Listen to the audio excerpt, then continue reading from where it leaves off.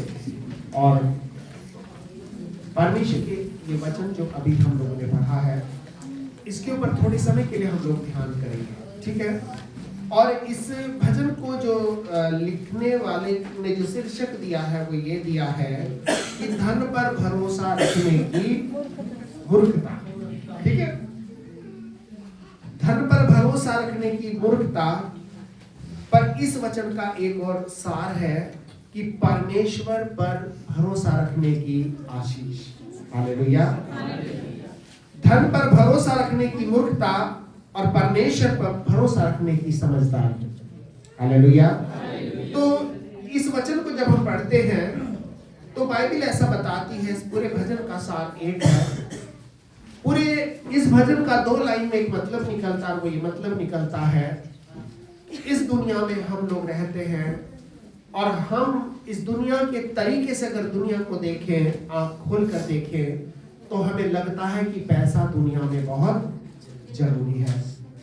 लेकिन बाइबल हमें ऐसा बताती है कि पैसा दुनिया में बहुत जरूरी है, लेकिन अगर आप आंख बंद करके देखोगे तो आपको पता चलेगा कि परमेश्वर इस दुनिया में आपके मेरे लिए बहुत जरूरी है। यदि परमेश्वर के साथ हमारा संबंध सही है या परमेश्वर अगर हमारे साथ में है तो धन अपने आप हमारे पीछे भागने लगेगा, और अगर हम धन के पीछे भागेंगे तो परमेश्वर फिर हमसे कहीं दूर हो जाएगा।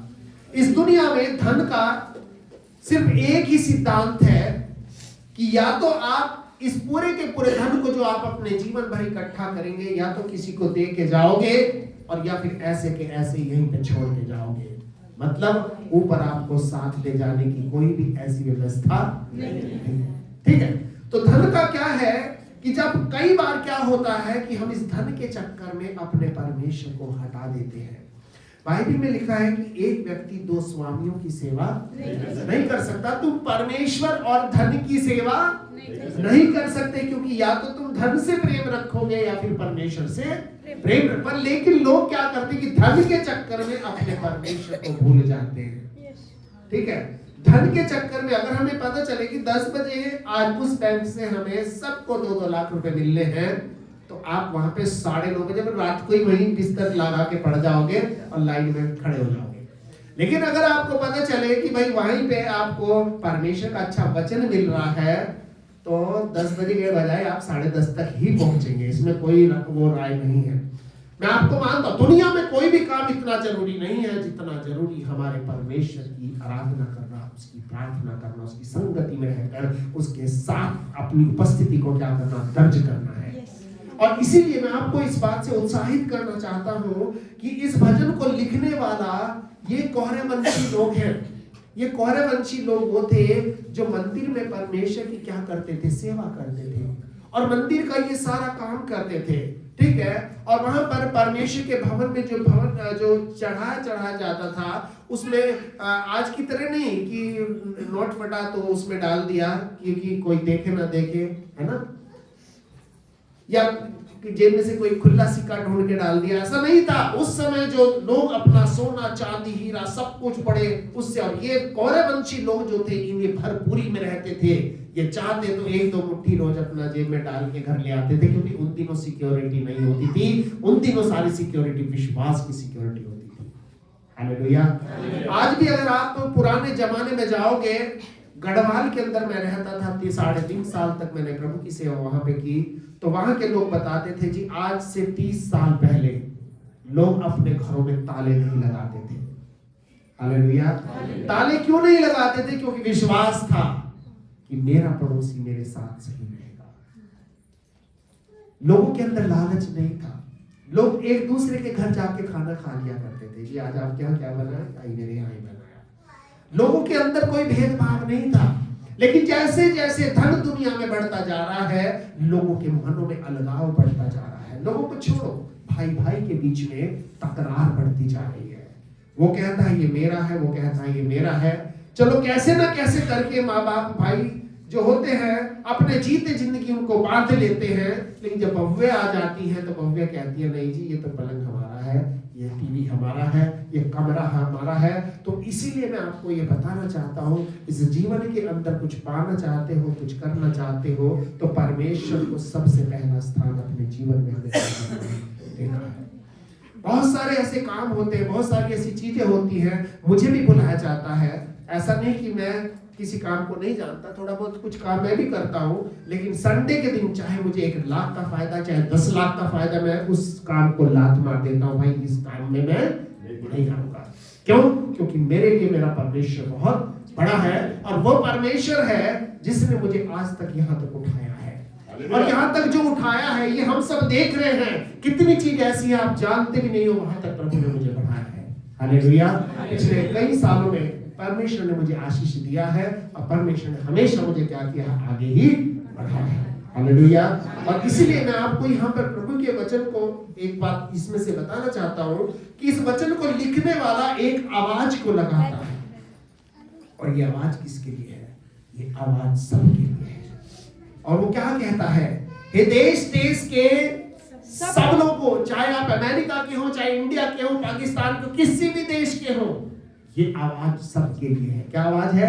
हे देश देश के सब लोगों, यह सुनो, ये सुनो, हे संसार के सब, हे संसार के दुनिया में रहने वाले सारे निवासियों जो दुनिया में रहते हो, क्या करो? कान लगाओ, कान लगाओ। और प्रभु का आत्मा भी कहता है, कई बार बाइबल में लिखा है, जिसके कान हो वो सुन ले कि आत्मा कलीसियाओं से क्या कहता है। इसका मतलब ये परमेश्वर की जो आवाज आज आप सुनने के लिए जा रहे हो, ये बहुत महत्वपूर्ण है, बहुत ही कीमती है आपके लिए, बहुत ही जरूरी है आपके लिए। और वो आवाज क्या है? क्या लिखा है? क्या ऊंच क्या नीच, क्या धनी और क्या दरिद्र, कान क्या लगाओ। ऊंच क्या नीच, क्या भाई ऊंचे लोग या नीचे लोग, क्या धनी क्या दरिद्र, कान लगाओ, कान लगाओ। यानी कि ये वचन आज सबके लिए है। धनी को इसलिए समझना है ताकि वो अपने धन पर घमंड ना करे, और दरिद्र को इसलिए समझना है कि वो इस बात का मलाल ना करे कि आज मेरे पास कुछ नहीं है। हालेलुया। आगे, मेरे मुंह से बुद्धि की बातें निकलेंगी, हाँ। और मेरे हृदय की बातें समझ की होंगी। मेरे मुंह से बुद्धि की बातें निकलेंगी और मेरे हृदय की बातें समझ की होंगी। और मैं नीति वचन की ओर अपना कान लगाऊंगा, हाँ। मैं बीड़ा बजाते हुए अपनी गुप्त बात प्रकाशित करूंगा। अपनी कौन सी बात? छिपी हुई बात। और ये छिपी हुई बात क्या करूंगा? प्रकाशित करूंगा। प्रकाशित उसको दूसरों को बताऊंगा, क्योंकि इस व्यक्ति को, जिन्होंने ये लिखा है, इनको इस बात का एहसास है, इस दुनिया में धन ही सब कुछ नहीं होता, सबसे बड़ा हमारा क्या होता है? हालेलुया। हाँ, आगे क्या लिखा है? विपत्ति के दिनों में जब मैं अड़ंगा मारने वालों की बुराइयों से घिरूं, तब मैं क्यों डरूं? क्यों डरूं? हाँ। जो अपनी संपत्ति पे भरोसा रखते हैं, हाँ। और अपने धन की बहुतायत पर फूलते हैं, हाँ। उनमें से कोई अपने भाई को किसी भांति छुड़ा नहीं सकता है। उनमें से कोई अपने भाई को किसी भांति छुड़ा नहीं सकता है, ना परमेश्वर और को ना उसके बदले प्रायश्चित में कुछ दे सकता है। क्यों नहीं दे सकता? क्योंकि उनके प्राण की छुटौती भारी है, हाँ। वह अंत तक कभी न चुका सकेंगे। क्योंकि उनके प्राण की छुटौती बहुत भारी है। हालेलुया। बाइबल में लिखा है, किसी मनुष्य का जीवन उसके संपत्ति से बढ़कर नहीं होता। तो आपका जो जीवन है ये परमेश्वर के लिए बहुत क्या है? कीमती है। यशायाह की पुस्तक में लिखा है कि मेरे लिए तू प्रतिष्ठित और अनमोल ठहरा है, तेरे बदले में ये दे दूंगा, तेरे बदले में ये कर दूंगा। परमेश्वर आज आपके और मेरे बदले में बहुत कुछ दुनिया में करना चाहता है। हालेलुया। कोई भी व्यक्ति, उसकी जीवन जो है ये बहुत कीमती है। कितने लोग आज अपने पैसे को कमाने के लिए अपने जीवन को गंवा देना मंजूर करते हैं, लेकिन पैसे को छोड़ना मंजूर नहीं करते। कुछ लोगों की एक आदत होती है कि चमड़ी जाए पर हमारी दमड़ी। लेकिन मैं आपको ये बताना चाहता हूं कि परमेश्वर का जो ये वचन है हमें इस बात को बताता है कि हमें अपनी संपत्ति पर भरोसा रखने की बजाय हमें अपने परमेश्वर पर भरोसा रखना है। हालेलुया। क्योंकि परमेश्वर है जो आपको 2 के 20 दिला सकता है, और शैतान है जो आपके 20 को 2 मिनट में 2 रुपए में बदल सकता है। हालेलुया। हालेलुया। इसलिए हम हमेशा अपने परमेश्वर को अपने जीवन में आगे रखें और अपने परमेश्वर पर जो है विश्वास रखें, ठीक है। और हमें इस बात को ध्यान रखना है कि हम सब लोग जो है इस दुनिया में थोड़े समय के लिए है, ठीक है। कितने दिन के लिए है? थोड़े समय के लिए है। और थोड़े समय के लिए इसलिए है कि हम इस जीवन को आशीषित जीवन करें, ना कि इसमें धन कमाएं। अगर आप आज आपके पास रहने के लिए घर है, पहनने के लिए अच्छे कपड़े हैं, घर में आपके किचन में खाना खाने को है, आपका किसी से कोई झगड़ा मनमुटाव नहीं है, आपका जीवन शांति से चल रहा है, तो आप इस दुनिया के सबसे अच्छे और भाग्यशाली लोग हैं। क्योंकि बाइबल बताती है किसी का जीवन उसके धन की बहुतायत से नहीं होता। और बाइबल में लिखा है कि एक मूर्ख ने क्या किया, उसके यहाँ बहुत सारी संपत्ति, बहुत सारी फसल हुई, उसने कहा मैं अपने स्टोरों को अपने जो जहाँ वो इकट्ठा करते फसल को, उसको तोड़ के बड़ा बड़ा बनाऊंगा और अपने प्राण से कहूंगा तेरे लिए बहुत सालों के लिए बहुत संपत्ति रखी है, खा पी और आराम से आराम कर। लेकिन उसी रात परमेश्वर का वचन उससे के पास पहुंचा कि मूर्ख, अगर आज ही की रात को तेरा प्राण तेरे से ले लिया जाएगा तो ये फिर जितना तूने इकट्ठा किया है इसका सब क्या होगा। तो इसलिए मैं आपको ये बताना चाहता हूं कि हमारे जीवन को जो है आशीषित करने का काम परमेश्वर का है, ना कि धन का है। हालेलुया। कई बार आप धन से ये सोचते हैं धन से धन को कमा लेंगे, लेकिन धन से आप परमेश्वर की आशीष नहीं कमा सकते। बाइबल में लिखा है कि धन यहोवा की आशीष ही से मिलता है और उसके साथ वो दुख नहीं मिलाता। दुनिया का दुख धन आपको मिल जाएगा, पर उसके साथ वो कुछ ऐसा दुख या ऐसी चीज मिला देगा कि वो धन आपके पास रुक ही नहीं सकता है। हालेलुया।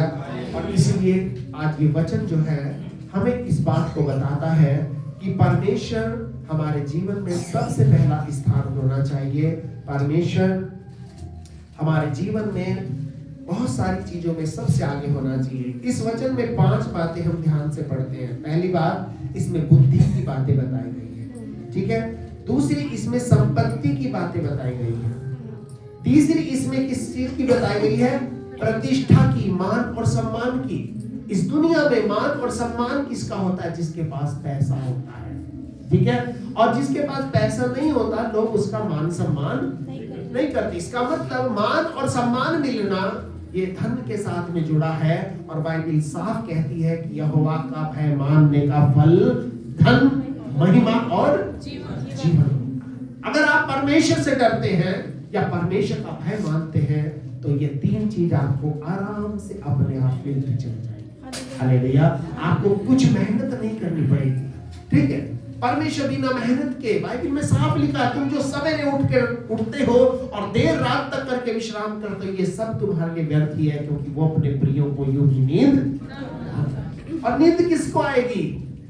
जिसका दिन अच्छा चला जाएगा, जिसको सब कुछ मिल जाएगा, उसे आराम की। और जिसके मन में चिंता होगी, शाम का खाना कहां से आएगा, सुबह का कहां से आएगा, ये इसका पैसा कहां से दिया जाएगा, उसका कहां से जाएगा, तो उसको नींद अच्छी नहीं आएगी। तो आज आपके मेरे जीवन के अंदर प्रभु का ये वचन हमें इस बात को बताता है, हमें अपने परमेश्वर पर भरोसा रखना है, धन पर भरोसा। हम में से हर एक व्यक्ति का अलग अलग काम है। कुछ लोग नौकरी करते हैं, कुछ बिजनेस करते हैं, कुछ लोग अलग अलग तरह से अपने लिए अपनी जीविका को बटोरते हैं, ठीक है। हमें अपनी जीविका को बटोरना, हमें अपने बिजनेस को करना गलत नहीं है, लेकिन जहां परमेश्वर आड़े आ जाता है तो वहां उस चीज को छोड़ दो, चाहे नुकसान हो जाए। लेकिन ध्यान रखना, आपकी नजर में नुकसान होगा, लेकिन परमेश्वर की नजर में वो नुकसान नहीं, वो कई गुना लौटा कर आपको देने वाला परमेश्वर है। हालेलुया। और इसलिए प्रभु का जो ये वचन है हमें इस बात को बताता है कि इस दुनिया में हमारे जीवन में परमेश्वर महत्व रखना है, ना कि हमारा धन उसमें महत्व रखना है। परमेश्वर ये बताता है कि इस दुनिया में लोग जो है इतने धन के पीछे क्या होते हैं? लालची होते हैं, लोग लड़ जाते हैं, एक दूसरे से झूठ बोलते हैं, एक दूसरे को धन के लिए धोखा देते हैं, एक दूसरे के हिस्से को मार लेते हैं।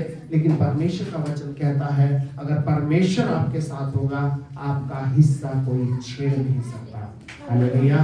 क्योंकि जो चीज आपको परमेश्वर दिला देगा, और हम में से हर एक को बहुत सारी चीजें हैं जो परमेश्वर ने दिला रखी हैं, पर वो अभी आपको दिखाई नहीं दे, क्योंकि बाइबल में लिखा है कि जो बातें कभी आंखों ने, जो बातें कभी कानों ने, जो बातें कभी मनुष्य के चित्त में नहीं चढ़ी, वे ही हैं जो परमेश्वर ने अपने से प्रेम रखने वालों के लिए तैयार। और प्रेम रखने का वालों का मतलब क्या है?